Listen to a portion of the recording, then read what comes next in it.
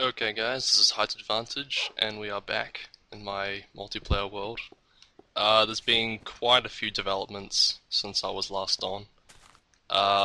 First of all, there's been a slight rollback with my, I guess you can call it my house, and a few of the things I've done off camera have been removed, but that's not too much of an issue. Biggest issue is that the entire map has been changed, and yeah, so I've got this massive border around my house where it's been copied into the new map. So it kind of messes things up here. This also used to be a massive wall up there. Well, not that high, but I've been doing some landscaping just to even it out so it's not too obvious. TNT.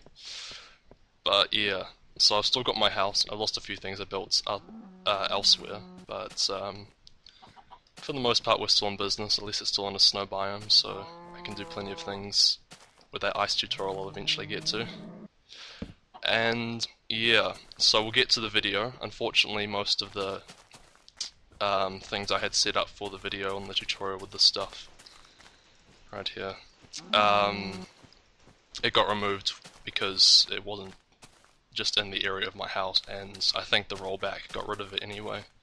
So yeah, we'll still show you those clips because they still have some useful information in them, but we'll just be able to show you the rest of the stuff with the snow I have here, and because some of the other tests are much smaller than big design projects. So we'll go over those clips, and then we'll get back to here. Okay, so one arguably practical application of the floating sand is to have cacti on top.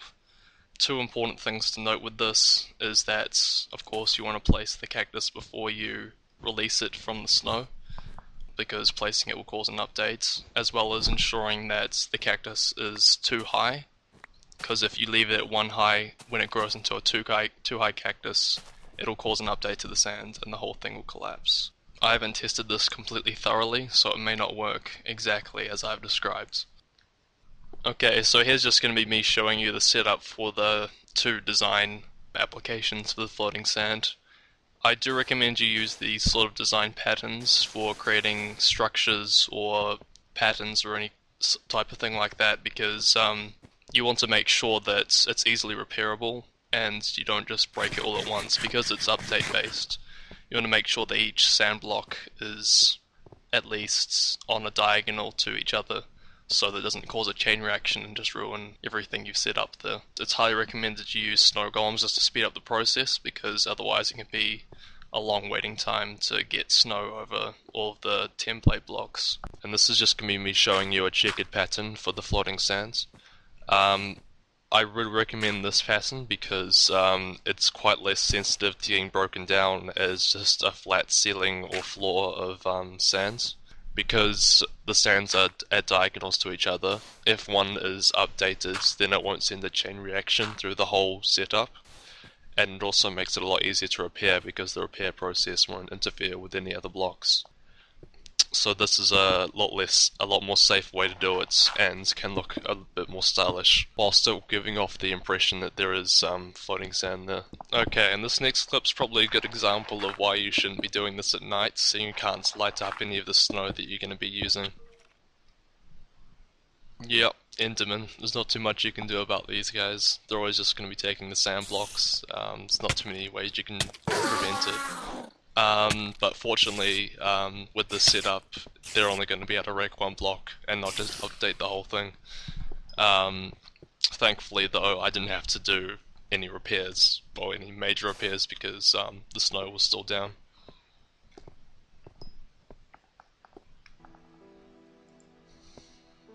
Okay, and this short clip's just going to be showing you that you can't use doors or redstone or fence gates or anything like that that's going to cause an update, because yeah, that'll send an update to the sand and it'll just collapse it on itself.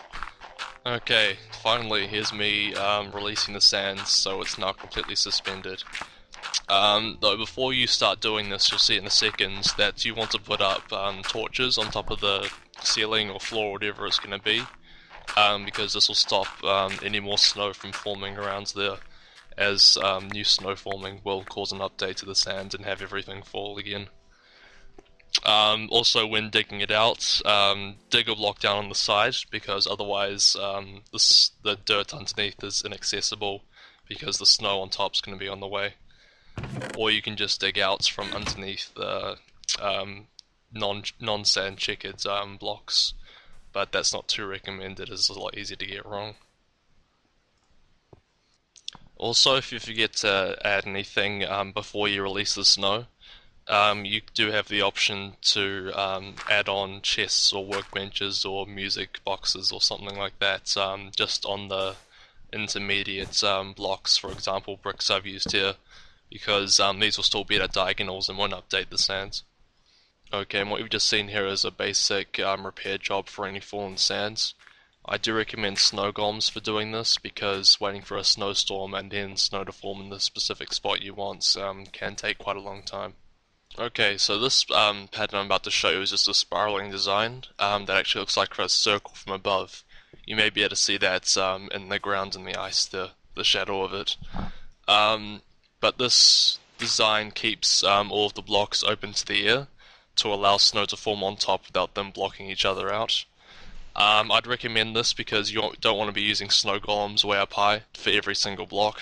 You can just wait for a snowstorm to come, and that will put snow over all the template blocks, which are just dirt blocks in this case. Also, as it is just one block up every time for the sands, this will prevent any blocks updating each other if they do get updated, so they're not connected and it won't cause a chain reaction through the whole structure.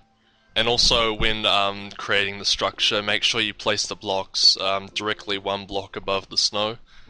This can be difficult with the one blocks going up every time, because you don't want to destroy the snow blocks by placing sand directly on them, and you don't want to drop them on top because that will destroy the snow. Okay, and to close off the video, here's just a short clip of me demonstrating a bit of a failed attempt at making a trap using floating sand. This is majorly flawed because the door simply breaks as soon as you use it, so if you're not directly in front of it before you walk in, it's going to just drop the player down and they're going to know everything about it. I believe it's still quite a good concept, especially seeing it will be quite useful in SMP, because seeing this trick is only available in SMP. As setting off TNT is also completely silent, and of course updating the sand is going to be silent, so if you use something like untilled soil or furnaces, then it could be quite a good trap mechanism, and I could make something for that in the next video. But for now, thank you for watching, and I will see you next time.